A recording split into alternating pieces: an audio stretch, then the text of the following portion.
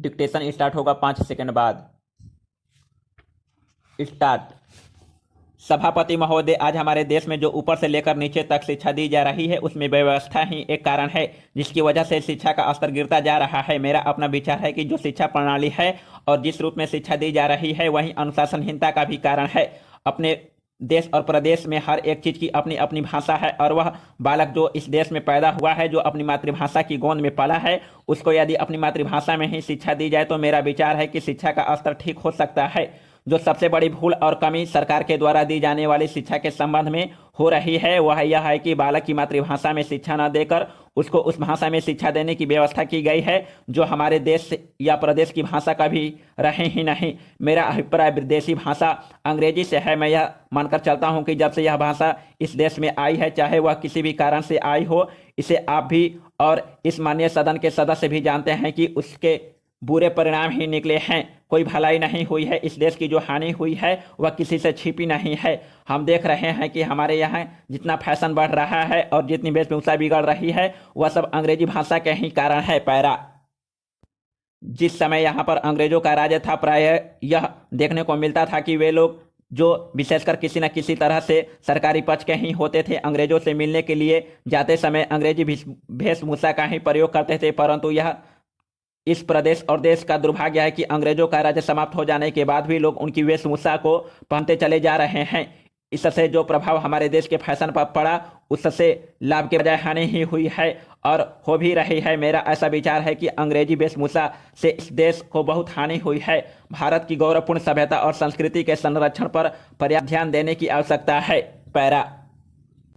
अध्यक्ष महोदय, मैं आपको एक और बात बतलाना चाहता हूं और वह यह है कि कृषि विभाग की योजना आयोग ने बहुत गलत रास्ते में बिठा दिया है। उन लोगों के पास लड़ने के लिए दम नहीं है और देश में खाद्यान्न का उत्पादन बढ़ाने के लिए जो योजनाएं चाहिए और उनके लिए जो धनराशि चाहिए वे उनको पूरी तरह से स्वीकृत नहीं करा पाते हैं। कृषि विभाग तो जमीन की तरह आधार होता है और उसी पर देश के लिए पर्याप्त अन्न पैदा करने का महान भार है। इसलिए यह बहुत आवश्यक है कि अधिक अन्न उपजाने के मार्ग में जो भी आवश्यक कदम यह विभाग उठाना चाहे उसमें किसी तरह की रुकावट न हो। बहुत सी हड़तालें हो सकती है, मजदूर काम से बरी हो सकते हैं, लेकिन किसी भी हालत में वे खाने से बरी नहीं हो सकते। अब हम देखते हैं कि मिलों और कारखानों में हड़तालें हो जाती है, छुट्टी तो हो जाती है, तो आम काम के दिनों की अपेक्षा लोग उन दिनों में ज़्यादा खाना खाते हैं, ज़्यादा दावतें करते हैं। आज यह हमारे लिए यह सर्वाधिक महत्व का विषय है कि हमारा अन्न उत्पादन उस गति से बढ़े ताकि हम अपनी खपत से अधिक उत्पादन कर उसका निर्यात करके। पैरा। सरकार तथा इस मंत्रालय के लिए यह समस्या एक बड़ा सिरदर्द पैदा कर रही है। हर एक विभाग में बड़े बड़े अधिकारी बैठे हैं जो हजारों रुपये के बड़े बड़े वेतन ले रहे हैं, लेकिन मुझे दुख के साथ कहना पड़ता है कि उनका दिमाग कार्यालय की मिसिलों और कागजों में लगा रहता है। इस विभाग का काम बहुत ही महत्वपूर्ण है। प्राकृतिक कोप के कारण जो समय समय पर हमारी फसलों को नुकसान होता है, इससे भी अपनी फसलों की रक्षा करने के लिए आवश्यक कदम उठाए ना इसके जिम्मे हैं। आज मेरे पास लखनऊ से कुछ लोग आए थे और वे लोग बोल रहे थे कि यहाँ दिल्ली में इस स्तर पर ठंडी हवा चल रही है और आप यहाँ दरवाज़ा बंद करके बैठे हैं या आराम से लेटे हैं, लेकिन हमारी तो जान खतरे में है। वहाँ ओले गिर रहे हैं और हमारी गेहूं की फसल खतरे में है। अब यह इस विभाग का काम है कि चूंकि हवा में पानी ज़्यादा होता है इसलिए फसल का बचाव के लिए उस पर नियंत्रण किया जाए जिससे फसल की हानि न हो। पैरा। अध्यक्ष महोदय, जिस भावना से मैंने यह बिल पेश किया है उसको विरोधी पक्ष के लगभग सभी सदस्यों ने एक मत से महसूस किया है कि देश में बेकारी की जो समस्या है वह एक भयंकर समस्या है और उसके कारण हमारे देश का विकास चाहे वह सामाजिक हो, आर्थिक हो या सांस्कृतिक रुका हुआ है और ऐसी स्थिति में हम आगे बढ़ नहीं सकते। इसी प्रकार से इस परिस्थिति का निर्माण हम पिछले 54 वर्षों से देख रहे हैं। मंत्री महोदय ने यहाँ पर अभी कहा कि राष्ट्रपति इस काम को नहीं कर सकते हैं क्योंकि वह उनके अधिकार के बाहर है। आप राज्यों में राज्यपाल शासन स्थापित करते हैं जब यह देखते हैं कि किसी राज्य में वहाँ की इस व्यवस्था, वहाँ का विकास ठीक नहीं हो रहा है, जब किसी राज्य में गड़बड़ी फैल रही हो, विकास का काम समाप्त हो गया हो और जिम्मेदारी से लोग काम न करते हो तो वहाँ पर राज्यपाल शासन स्थापित किया जाता है। ऐसे बहुत से उदाहरण हमारे देश में मौजूद हैं। उसी प्रकार से हमारे राष्ट्रपति हैं और अगर देश में इस तरह की स्थिति वर्षों तक चले तो कोई कारण नहीं है। आपात के रूप में राष्ट्रपति इस देश की सुरक्षा के लिए, इस देश की उन्नति के लिए जिम्मेदारी अपने हाथ में न ले सके। हमारे भाइयों ने बहुत से उदाहरण दिए हैं। राज्यों में संयुक्त सरकारें नहीं चली लेकिन उसके पीछे राजनीतिक हथकंडे थे। अगर कोई राजनीतिक पार्टी जिम्मेदारी से काम नहीं करती तो विधान में यह स्पष्ट है कि राष्ट्रपति शासन अपने हाथ में ले ले। मैं एक उदाहरण देता हूं। संविधान में आदिवासी हरिजनों के उत्थान के लिए प्रण किया गया था कि 10 वर्ष में उनकी सामाजिक तथा आर्थिक स्थिति को सुधार देंगे। पैरा। लेकिन यह सरकार उसमें भी असफल रही। उसको एक बार 10 वर्ष के लिए बढ़ाया गया और दोबारा फिर 10 वर्ष के लिए बढ़ाया गया। इसी तरह से उसको बढ़ाते जा रहे हैं, लेकिन उनकी आर्थिक और सामाजिक उन्नति आप नहीं कर पाए हैं। इस काम में सरकार बिल्कुल असफल हुई है।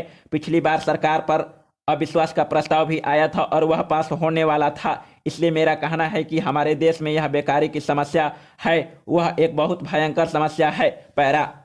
महोदय, यह भी विचार किया गया है कि जो व्यक्ति समाज में काम करता है, चाहे आविष्कार का काम करे, चाहे कोई दूसरा कोई काम करे, उसको उस समाज काम में तब तक सफलता नहीं मिल सकती जब तक कि समाज का सहयोग या समाज ने जो परिश्रम किया है या कुछ आविष्कार किया है उसका उपयोग उसको प्राप्त न हो, उसका उपयोग वह न कर सके। इसलिए जब भी कोई व्यक्ति किसी वस्तु का आविष्कार करता है तो आविष्कार करने में न केवल उसका अपना परिश्रम रहता है, लेकिन साथ ही साथ समाज ने जो काम किया होता है, चाहे विज्ञान के क्षेत्र में या प्रौद्योगिकी के क्षेत्र में या किसी अन्य क्षेत्र में, उस सबसे भी वह लाभान्वित होता है।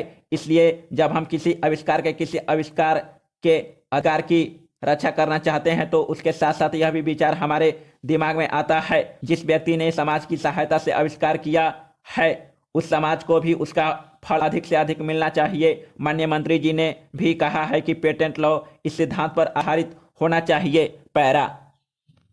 मैं समझता हूं कि पेटेंट लॉ के पीछे 2 सिद्धांत निश्चित है। पहला सिद्धांत तो यह है कि जो व्यक्ति परिश्रम करके, धन लगाकर, अपना दिमाग लगा करके किसी वस्तु का आविष्कार करता है, उसके तथा उस अपने परिवार के लोगों के अधिकारों की जहां रक्षा होनी चाहिए, उसके साथ ही साथ जैसा मैंने अभी कहा है, कोई व्यक्ति समाज में व्यर्थ में काम नहीं करता, वरन पिछले समाज के लोगों ने जो काम किए होते हैं, चाहे विज्ञान के क्षेत्र में या प्रौद्योगिकी के क्षेत्र में या किसी अन्य क्षेत्र में, और जिनके आधार पर वह कोई आविष्कार करता है, उसको उसका प्रतिफल तो मिले, लेकिन जो परिणाम हो उसका प्रतिफल समाज के लोगों को भी मिलना चाहिए। मंत्री महोदय ने कहा है कि जो यह सिद्धांत है वह भी इस विधेयक के पीछे स्थापित किया गया है और इस बात का ध्यान रखा गया है कि यहाँ हम किसी व्यक्ति के आविष्कार के जो अधिकार हैं, चाहे धन के उपार्जन का अधिकार हो या प्रतिष्ठा प्राप्त करने का अधिकार हो, उसे प्रतिष्ठा का और चाहे धन का, दोनों का लाभ व्यक्ति विशेष को भी मिले। पैरा। महोदय, देश की जो उद्योग धंधा चल रहा है या देश की उन्नति करने का, देश में समृद्धि लाने का जो वैज्ञानिक या प्रौद्योगिकी आविष्कार हो रहा है, उसमें भी उसका उपयोग पूरा हो। यदि ऐसा हो तभी मैं समझता हूं कि हमारी पेटेंट प्रणाली सफल सिद्ध हो सकती है। यह प्रश्न उठ सकता है कि किस सीमा तक व्यक्ति के अधिकार की रक्षा की जाए और किस सीमा तक उसके अधिकार का हनन किया जाए, ताकि समाज का अधिक से अधिक लाभ हो, समाज उसका अधिक से अधिक उपयोग कर सके। एक दृष्टिकोण जो इसके पीछे है, हमें इस बात का अभिमान है कि हम 101 करोड़ हैं, हमारी कई जातियां हैं, कई धर्म, कई भाषाएं और कई प्रकार के रीति रिवाज हैं। इस विविधता से हमें लाभ उठाना चाहिए, किंतु आज भेदभाव का भूत हमारे सिर पर चढ़ रहा है। भारत को स्वतंत्रता मिली है, इसका अर्थ यह होना चाहिए कि गरीबों की सेवा के लिए आज तक हमें जो सुविधाएं उपलब्ध नहीं थी वे मिली हैं। जिस प्रकार भारत ने अयोध्या को राज्य को राम का समझकर सेवक वृत्ति से राज्य का काम संभाला था, उसी प्रकार हमें समझना चाहिए कि राज्य गरीब जनता का है और उसके नाम पर उसके संरक्षक बनकर हमें उसको चलाना है। अब गरीब को ऐसा अनुभव होना चाहिए कि हर एक उसकी सेवा में लग रहा है। सूर्य के उदय होने पर धनी गरीब सबके घरों में प्रकाश पहुंचता है, ठीक उसी प्रकार स्वराज्य का लाभ सबको एक समान मिलना चाहिए। इसका सुख धनी निर्जन सबको बराबर मिलना चाहिए। जनता को हमने वचन दिया था कि स्वराज्य मिलने पर हम आपके दुख दूर करेंगे। अब वह समय आ गया है जब कि हमें अपने उस दिए हुए वचन को सार्थक करना है। पैरा। इतने बड़े देश में विचार भेद होना स्वाभाविक है। देखना यह है कि हम लोगों के विचारों में कुछ समान अंश भी है या नहीं। यदि है तो समान कार्यक्रम बनाइए। इस प्रकार कार्य करने से हमारा भेदभाव कम होते होते एक दिन मिट जाएंगे और अच्छी बातों का अपने आप उदय होने लगेगा। अगर उसी प्रकार भेद स्थापित करने का प्रयत्न किया गया तो लोग सत्ता के पीछे पड़ जाएंगे और स्वराज्य प्राप्त होने का आनंद हम लोगों को नहीं मिल सकेगा। समाप्त।